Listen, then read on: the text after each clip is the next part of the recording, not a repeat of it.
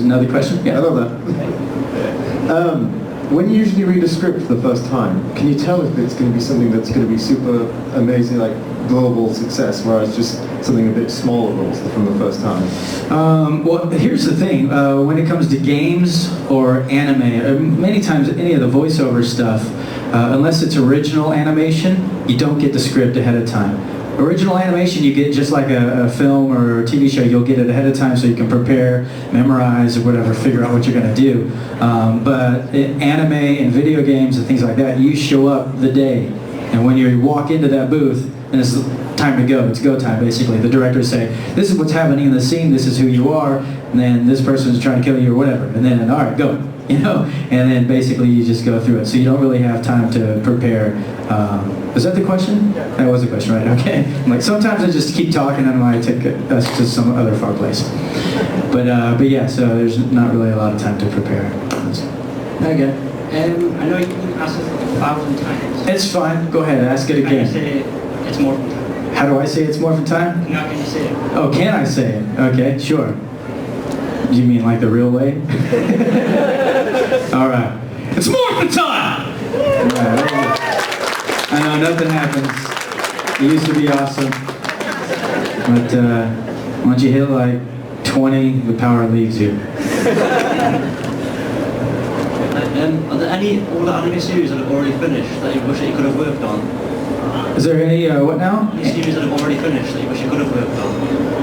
Any anime that's out already? That finished a while ago, that you wish you had the chance to work on? That finished a while ago that I wish I could have worked on? Yeah. I don't know, I mean, maybe it'd be cool if I got to work in Death Note. Maybe it would have been pretty sweet. Or Attack on Titan, I think would have been kind of cool. Only because I haven't watched those, but I've seen clips of certain scenes that I thought would have been fun to play, like emotionally.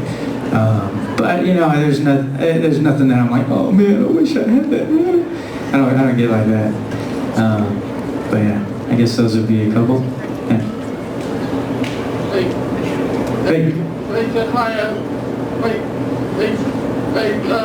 Master Stampede, quite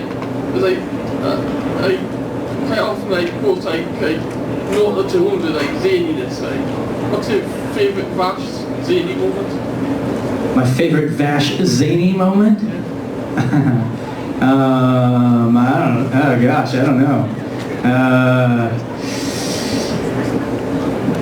Man, it's been so long. I think there's the moment when he was taking a shower and the girls walked in on him and he's like that was a pretty zany moment, I guess. Or shouting love and peace like 50 times in an episode. This world is made of love and peace! Over and over again. So yeah. I really loved your work in Death Grip, the little Death Grip, yeah. The indie martial arts movie you did. Yeah. I was curious because I haven't seen too much non-voice acting work. Have you been thinking about doing more of a mix of that? Sometimes anime, sometimes doing more martial arts movies like that? Yeah, I mean definitely more within the last couple of years. A few things that are not even out yet, but yeah, I have definitely done a few more things like that. But they're indie stuff, so they usually take a little bit longer because there's not really the financial support from, some big producer or studio. But yeah, because those things are a lot of fun. And a lot of times you work, like I mentioned this the other day, I worked on one called Broken Path, which is like 95% martial arts. You could probably watch the whole thing on YouTube. But it is just like constant fight. Like I split my head open, I got all kinds of wounds from that, but we were just fighting like 12 to 14 hours a day for 17 to 20 days straight in the hot Texas humidity. But things like that, it's independent, and then you get we had a producer who had no idea what he was doing, and so basically only wanted an action movie, so it would have been 100% fighting, but he's Jewish, and so when he would go off on Jewish holiday, we came up with some scenes that had some dialogue, and we shot them real quick when he was gone, you know, and then like in the dailies, like he'd watch it and he's like, what is this? What is this stuff? And then we're like, oh, that was in the script. And in order to piece the story together. But you should check it out if you like any of the action stuff. That one definitely has a ton. But yeah, there are a few more, and hopefully we'll be able to talk about those soon. What's your favourite line that you've had to say, and could you say it? My favorite line ever? Oh my goodness. I don't know my favorite line. Let's see. How about a Nero line? Now I know what this hand was made for. Sending guys like you back to hell! There's one. I just like to say that. I say that. I go to the DMV. I'm like, and then they just stare at me.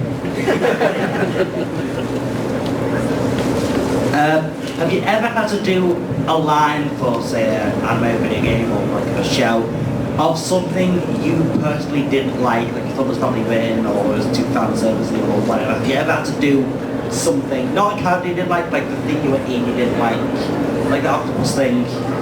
Mentions. Was there something I said that I didn't like? No. Have you ever had to like voice a character in a show that I didn't like? Not the character you didn't like, the show you didn't like. Have you ever had to do like a job for something you didn't like? Yes. I thought so. Yeah. There's been a few things that I've worked on that I was like, ugh, can't stand this show. But I can't mention those though, because then they would never hire me again. But yeah, there are a few that I've done that I'm like, this is a ridiculous show. Yes. Hey there. I was just wondering, who would you like to meet? Any celebrities that you'd love to meet in the future, but you haven't? Celebrities? Just like people you look up to? Or? With Jackie Chan, I mean, I've looked up to him forever. Sammo Hung. It's more of those kind of guys, or Jet Li, you know, Bruce Lee if he was still alive. I went to his grave. I stood there and I was like, his grave. Yeah, I guess, yeah, something like that. Yeah. If you're in The Walking Dead, what would be your weapon of choice and how long do you think you would last? Man, I'd last forever. Weapon of choice. Yeah, good question. Double knives would be kind of cool, you know, or maybe some Eskrima sticks I think would be pretty sweet. Mostly because I'm into Filipino martial arts right now, but they're a lot of fun. Yeah, double knives would be cool because you can make those look really sweet and do some damage. Stab some zombies' heads. Yes. What's your favourite moment to act from Bleach Ichigo? Favorite moment? I don't know. There was like 366 different episodes to choose from. There are a lot of moments. There's, let's see, earlier on I remember there's a moment that they never revisited, but I guess they got into a little more in the manga lately, but where he breaks down when he starts thinking about his mom. That was a pretty cool moment that really got me hooked, and I was like, I kept watching, like, up to 60 episodes, when are they going to get back to that? He saved Rukia, but what about his mom? Why is his hair orange? So, yeah, there's a few moments in there that I really liked. Rukia, why do your drawings suck so bad? Things like that were a lot of fun. His interaction with Yoruichi the first time was kind of interesting when he found out that it was a girl. When you were in Japan, did you try any of the different flavoured Kit Kats? And if so, what were your favourite and least favourite?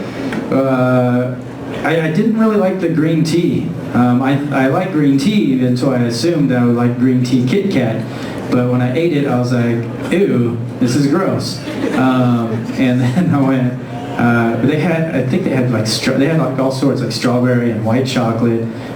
Those were great. But for me, I think I just stuck with the regular chocolate, because it just seemed right to me. But yeah, green tea was kind of weird. Do you like the green tea? Have you tried the green tea? Oh, you haven't? Oh, yeah. It's kind of like the. Do you like the green tea Pocky, whatever? You do? Oh, then you might like it. That's the one I don't like. I like chocolate and I like strawberry. But yeah. Okay. Sorry. Well, sorry guys. We're having a conversation here. Hi. I want to know what's been your greatest fan experience, and do you get a lot of fan mail? My weirdest fan experience? Yeah, that one too. Okay. Oh, did you say greatest or weirdest? Yeah. Greatest. Okay, greatest. And do I get fan mail? Yeah, do you get any weird fan mail or really cool fan mail? Yes. And yes. Greatest fan moment? There's a lot of really, really cool moments. A lot of times people will bring either artwork or something that they've made. Once I got this huge, it was like a blanket, but it was 10 feet one way and 10 feet the other, and it had various characters, it had Vash and Kaneda, and they had the Black Ranger in there. So I had a few different characters that I played. So things like that are kind of cool. The weirdest fan, well, there's a bunch of those. But let's see. One that was kind of maybe awkward. Here's an awkward one. So I was autographs we were signing, and I was with Jason Frank, who's a White Ranger in Power Rangers. And so we're signing autographs, and this guy comes up to me. He's like, "Hey, can you sign my leg?" I'm like, "Sure." And I grab my Sharpie and I mentioned something to Jason Frank, assuming that I'm going to turn back and this guy's going to have his leg or his shoe or whatever for me to sign. And then in front of me, he sets down his prosthetic leg. And I was like, "Oh!" And then he's like this. I'm trying to stay up, and I was like, "Holy crap!" All right, so I signed as fast as I could to give it back to him. I was like, "Put that back on. What are you doing?" So that was kind of crazy. Hi, you mentioned that you were into your music. Yes. Into your music things. What is actually your preference of music, and do you go to festivals to enjoy that sort of music? Yeah, I've been to a few festivals, but what kind of music? I like all sorts of music. I listen to pretty much everything, except for country. I'm not a huge country music person. Old country is not bad, but I don't like she thinks my tractor's sexy. That to me is that's ridiculous. For some people it's cool, but not for me. I have a band as well, so we're more modern rock, I guess. We've played Warped Tour and Rockstar Festival and things like that. But usually those. I'll tell you a real quick story. The first time we got to play Warped Tour, we just got we won some competition. We got to play the small stage, but it was an acoustic stage. And so, have you guys ever been to Warped Tour before? Okay, so it's rock, but it's mostly metal and screaming. So it's all Cookie Monster throughout there. It's every single song. It's there's hardly any screaming, And so we're off on this acoustic stage and trying to sing a pretty song, and all we hear at every single other stage around us as we're trying to sing, anybody on that acoustic stage was just whatever, right? And so I was like, "Holy cow, these guys, this is all they do here?" And so me and my band thought it would be funny to take a U2 song, With or Without You, and do a screamo version of it. And so it's a pretty, we did it, we just recorded in our garage. It sounds ridiculous, and it's just me screaming half the time. You can check it out, it's on YouTube. If you just punch in iShine, EYESHINE, and then U2, or With or Without You, and you'll see it. It's a stupid video. I kind of copy some of the movements from the original video, and it's dumb, but yeah. And what got you into voice acting? What got me into voice acting? That's okay. Well, basically after Power Rangers, Okay, so on Power Rangers, there's a stunt team. They're Alpha Stunts, all Japanese guys. A great stunt team. And after Power Rangers, they wanted to shoot an action movie. And so they brought me on to be the lead, the hero in this action film. Now, they're all Japanese, and their camera was Japanese, but the sound guys were not Japanese. And so when they tried to get the audio out, at the end of the day, when everything was done, it was just static, the whole movie. So I had to go in and dub myself. And so when I went into the booth, start dubbing myself, the producer walks in and hears me. He's like, "Oh, you got a good hero voice." And I didn't know what that meant at the time. I was like, "Well, how appropriate. I'm playing the hero." And he's like, no, I think you have a good hero voice. I want you to come and audition for some animation I'm doing. And so I was like, "Oh, sure." So I went in and they showed me a clip in English that was like a really deep voice, and then they showed me in the Japanese, which was totally different. And they said, "Can you do something like the Japanese voice?" And I was like, "I mean, I could try." So I did it, and then a couple weeks later, I got the part for Vash and Trigun. So that was how I got in. It was a total fluke. Like, if those sound guys didn't screw up the sound, I wouldn't be talking about voiceover. Yeah. It's really weird how things work out, right? For me, that was a blessing for them to screw up. You know, but for them, who knows? They might be homeless now because they screwed up. Hopefully not, but especially if I'm near them with a bag of quarters.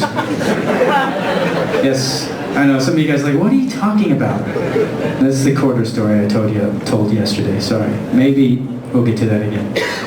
Hey, it seems to be like a pretty universal thing that people hate the sound of their own voice when it's played back to them. You're like immune to that. No, definitely in the beginning, I could not watch anything that I was in because I couldn't stand my own voice.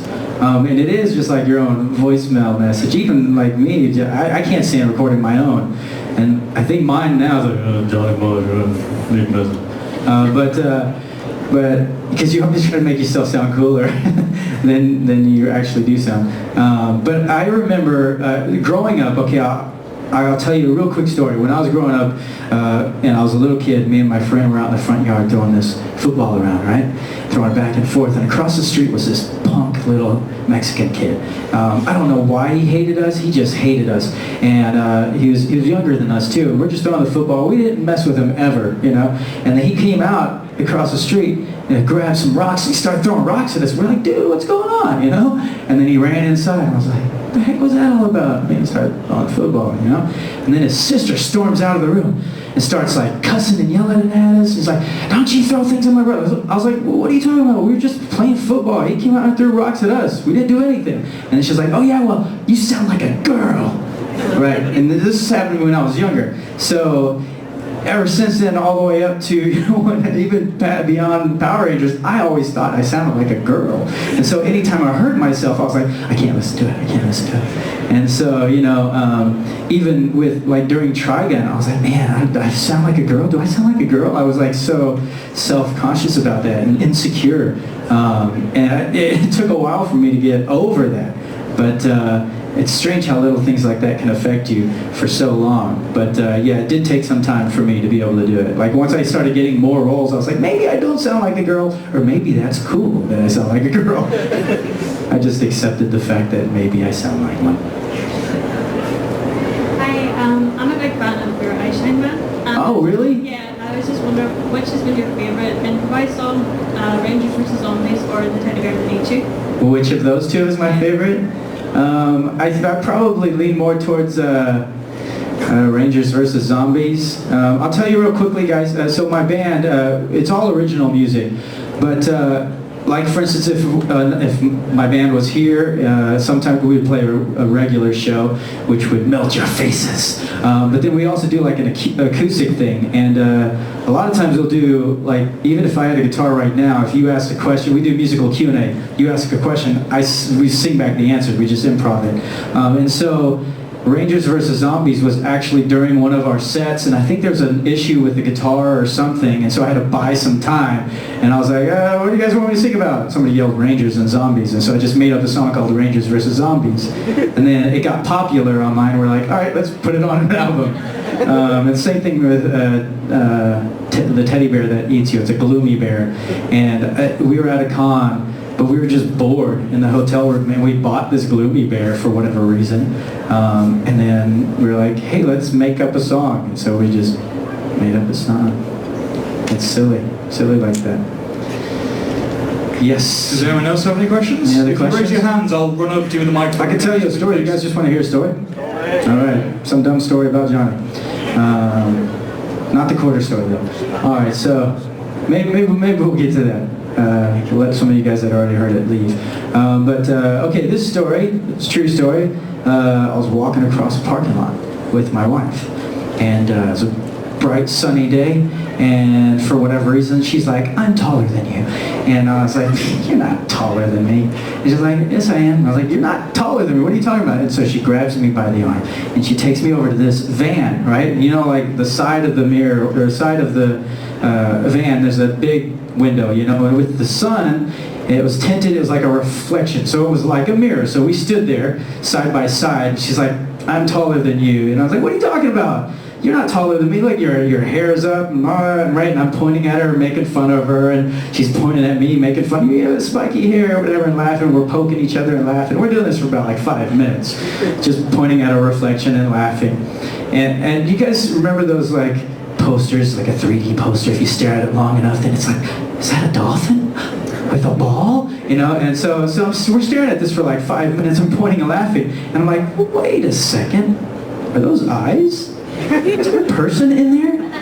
Oh my gosh, there's a woman in there. And so this is being revealed to me, and then I'm realizing like, holy cow, for 5 minutes we've been pointing and laughing at this lady in her van, not even realizing it, you know? And the image becomes clearer, and I look down and I realize that she's been breastfeeding her child. And so for 5 minutes we're like, look at me breastfeeding a child. So I can only imagine what she's thinking, right? And I was like, oh my gosh, and I pulled my wife away. I was like, let's get out of here. She's like, what's wrong? She's like, there's a woman breastfeeding her child. And I turn around and look at this lady, just gets in her van and drives away. The other funny thing was it was a church parking lot, so she thought she was safe. It's like, I want to feed my child in the van. Anyways, true story. That one's pretty ridiculous. Want to hear another story? All right, let's see. How about a homeless one, but not the quarter one? I have a lot of homeless people stories. All right, so this was a while ago. In the States, we have like a gold dollar, and so it came out a while. I mean, it's been out a few times over many years, but it like had recently come back or whatever, and so it was like really popular. It was like on the news and everything, and so this day, I got a gold dollar earlier in the day for change. And so I had this gold dollar in my pocket, and I'm walking across this parking lot to go to Subway. And this homeless guy walks up to me, and he's going like this, all right? And it's where I can't tell which leg is hurt, because they look like they're both weird. And then he goes up like this, and I'm like, oh man, he wants money. And I forgot about this gold dollar, right? And I put my hand in my pocket just thinking I was going to be like, sorry man, I don't have any money. But I found it in my pocket, and I was like, oh dang it, it's that dollar. And I held on to it for a while because I didn't want to give it up. And I was like, man, whatever. He can use this dollar, right? So I pull it out, and I'm about to make a big deal about it. This is that new gold dollar because it's like super shiny. And he just grabs it and limps away. And I was like, whatever. He needs it. It's a dollar, right? I go into the Subway, order my sandwich, and I'm feeling pretty good about myself. You know, I'm like, wow, I really wanted that gold dollar, but I gave it up. It's a sacrifice for me to do that. And so I'm in there getting my sandwich. I was like, man, I feel pretty good. And I pay for it, and I turn around to look, and I see this homeless guy. He's getting more money from someone. And as he gets money from this lady, the lady walks away, and he puts it in his pocket, and he starts walking. I was like, wait a second. He's walking normal now. And he walks over to the front driver's side of a car and sits inside. He's got a car? And then out of the caddy corner of the back seat, this other guy walks out and starts limping and going around asking for money. And I was like, what? I just got ripped off for my gold dollar. The brand new gold dollar. So I grabbed my sandwich. I did pay. And I walk out. I'm going across the parking lot, and I beeline it straight for his driver's side door. And as I approach, I can see like there's two other dudes in the car, the passenger and this guy. And then in the corner of my eye, I see this guy running back over to the car, and I'm like, oh, I'm about to get into a fight. And so as a martial artist, I'm thinking, okay, this guy's going to come either this way, and I'll kick him, slam this guy's door, and I'm starting to think, how am I going to destroy these guys? But this guy just jumps into the back seat. I'm like, oh, maybe they won't fight. Maybe I look scary. And so I lean into the front driver's side, and I lean down like this, and the guy looks at me. He's like, kind of shocked to see me. And I was like, and this is what I said. I said, hi, remember me? The guy with the gold dollar, I want it back. And that's exactly what I said. And he's like, oh. It's like, give me my dollar back. Like a psycho. And he has he had so much change in his pockets that it's like this, right? And so he starts patting the change in his pocket. I'm like, and he's not even like digging, looking for it. He's just patting it. And he's like, no.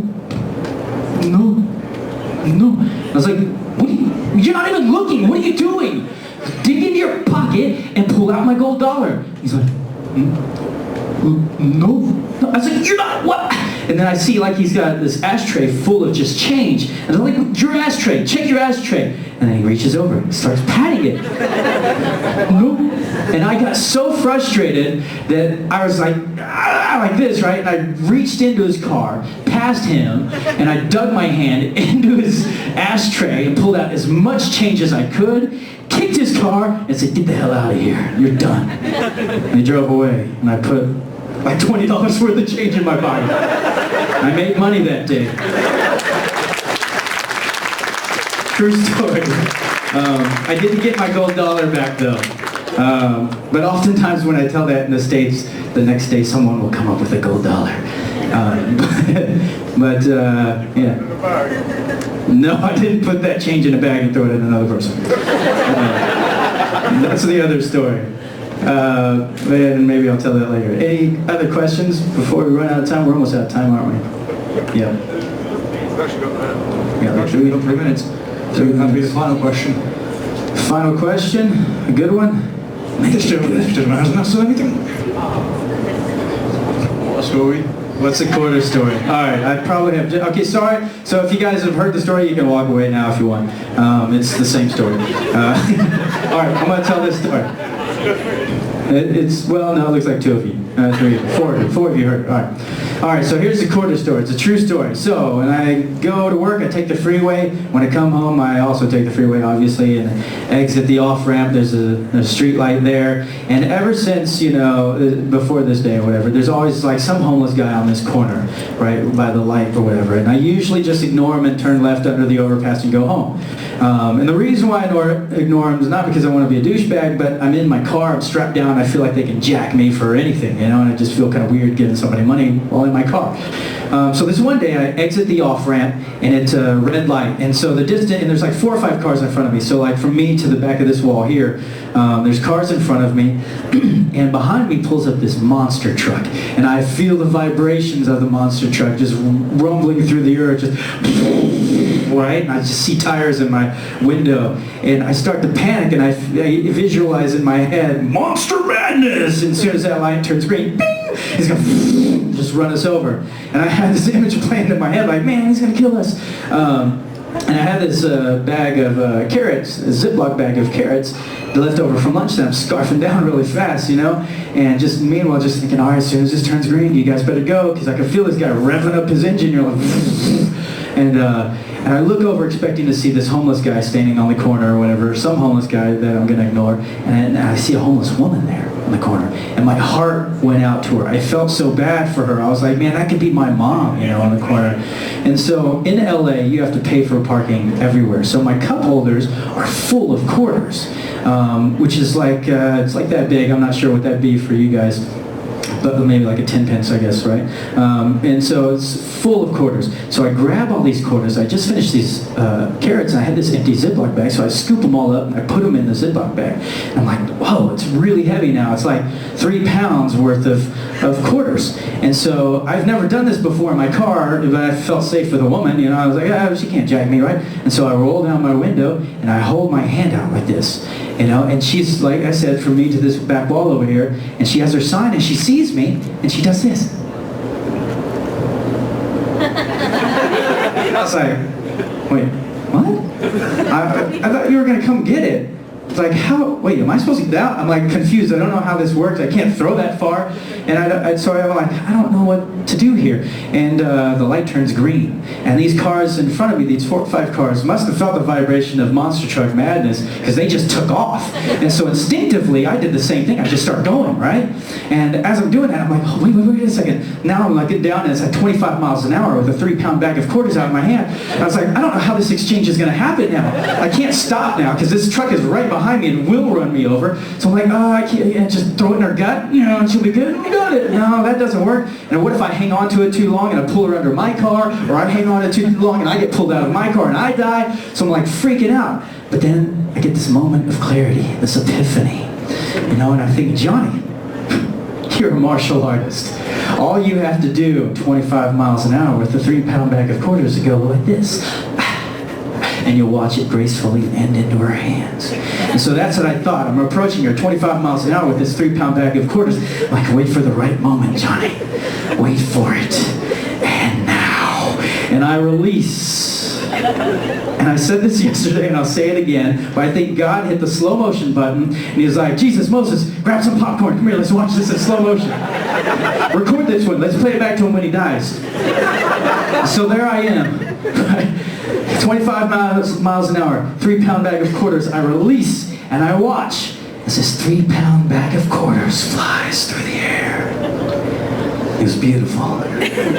Gracefully flies through the air at 25 miles an hour. 3 pounds worth of quarters. Smacks her in the face. She starts to go down. The bag rips open. The quarters fall glistening in the sunlight. And my only reaction is this. No!